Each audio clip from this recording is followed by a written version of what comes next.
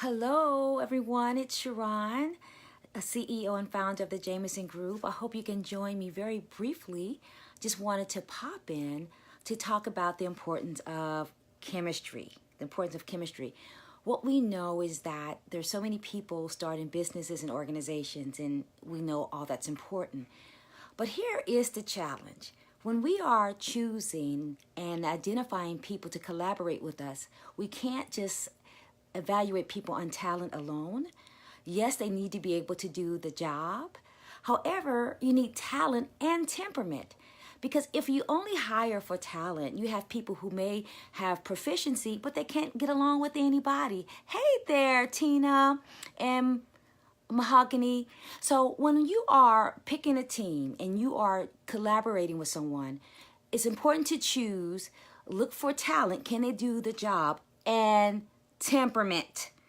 Can they work well with people? Because we know that it doesn't matter if you have the most talented people on the team. It doesn't mean that they're going to be a winning team. Just think about sports.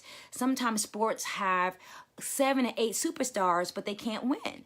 And so it doesn't matter if people are the most talented. You want to ask yourself, can this group of people work together?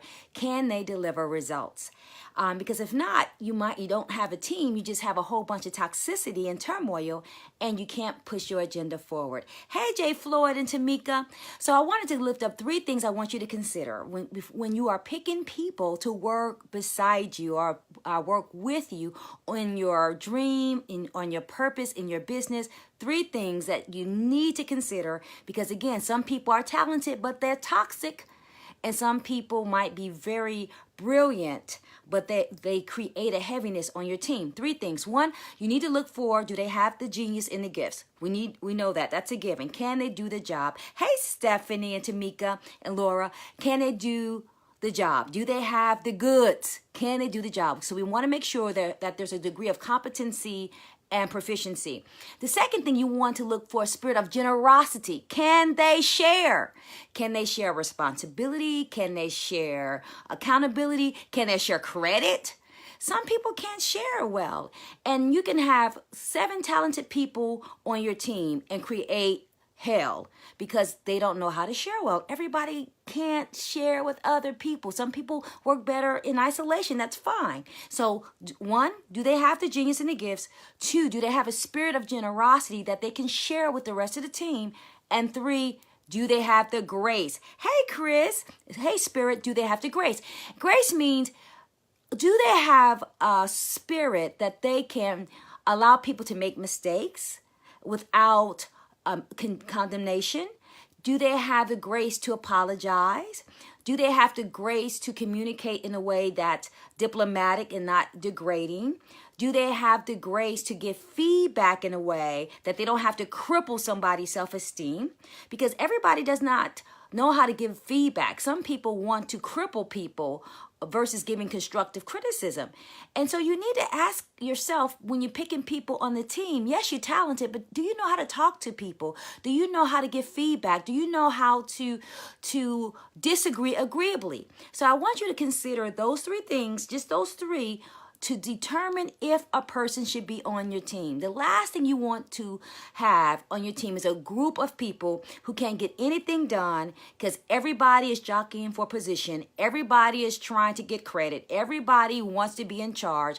Everybody wants to shine. And then it doesn't become a win-win. It becomes a wound. Who can hurt the person more than others? So look for those 3 things. Generosity, genius. Can the person do the job? 2, do they have a spirit of generosity so that they can share credit and share the heat, but also share the light? And 3, do they have some grace?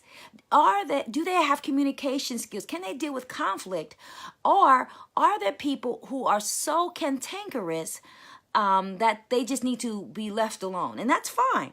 I think sometimes if you really think about it, I'd rather have less talent and greater temperament so that you can get a job done. Because you can train someone to do a job, but you can't train a person to be nice. If a person has a mean spirit, hey, Cynthia, if a person has a mean spirit, if a person has a jealous spirit, if a person is possessive, if a person is very antagonistic, sometimes you don't need them. So what if they're talented? They will bring a sense of toxicity and turmoil to your team, and you can't get results that way.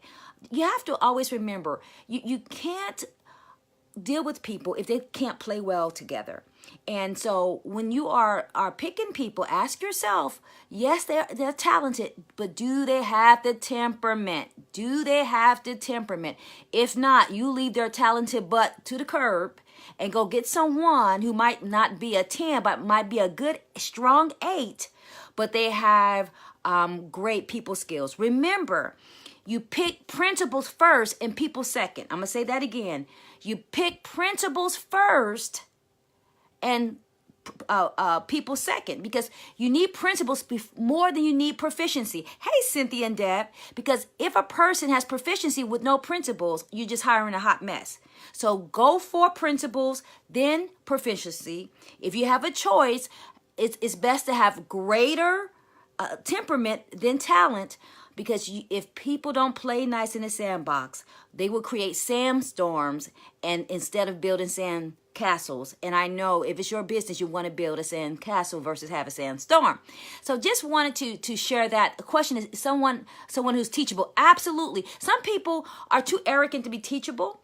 I am learning, and I continue to learn, that sometimes when people have a lot of success, they become less teachable, which is really unfortunate, because the people who perform the highest are the most coachable. Look at LeBron. LeBron has a lot of coaches. The most successful people in the world have coaches. But it's interesting, you find people who are really insecure, they get a little bit of success and they get arrogant, and in their arrogance they don't play well, nor do they are open to learn from other people. And those people are the ones that will take your team from a 10 to a 3 just because they have a bad spirit. So just wanted to share that with you. So please, yes, Imani, a hot mess.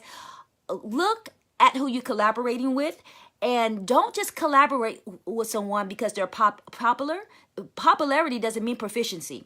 I know a lot of people who are popular and they can't really coach themselves out of a paper bag. So make sure you look for proficiency, but make sure you look for principles, because if not, you will be selecting your own sorrow. And instead of having results and having revenue and challenging the competition, you would be having an internal battle. Because remember, most businesses, most organizations are destroyed from the inside out, not the outside in. And when the last thing you want to do is to destroy your business because Pookie and Nene can't get along. So if Pookie and Nene can't get along, you got to fire both of them, because people cannot create sandstorms in your business. Now remember, we build sand castles. We don't create sandstorms. And if people are creating sandstorms, they got to go. So just wanted to pass that along. I see so much destruction in businesses and in organizations because we are hiring the wrong people. You can't just hire for talent. They have to have the right temperament. You just don't hire for proficiency. They need to have principles. You cannot just hire for competency. They got to have character. Those things are critical. They are fundamental. They are foundational. If not, you will have a hot mess, and you will be a hot broke mess. And being broke is overrated. I've been broke. It's totally overrated. So I hope that helps. Blessings to you always. Let's stay so higher as we find the right people, that we get the right team for the task. And remember, just because a person has the gifts, they might not be the right person for you. Get the team for the task. And the task means people who can do the job but also get along with others. So I hope that's blessings. Yes, harmony is good. Absolutely. You want harmony. You want synergy. You want people who have the same rhythm. Because if you don't have the same rhythm or the same harmony, if you don't have cohesion, if you don't have synergy, if people cannot synchronize their talents and synchronize their abilities, you're going to have a hot mess. And hot mess usually results in no money. So I hope that blesses you. Have a great July 4th. Let's stay so higher. And thanks so much for joining me, Shelly and Cynthia and Imani. Blessings to you. Bye.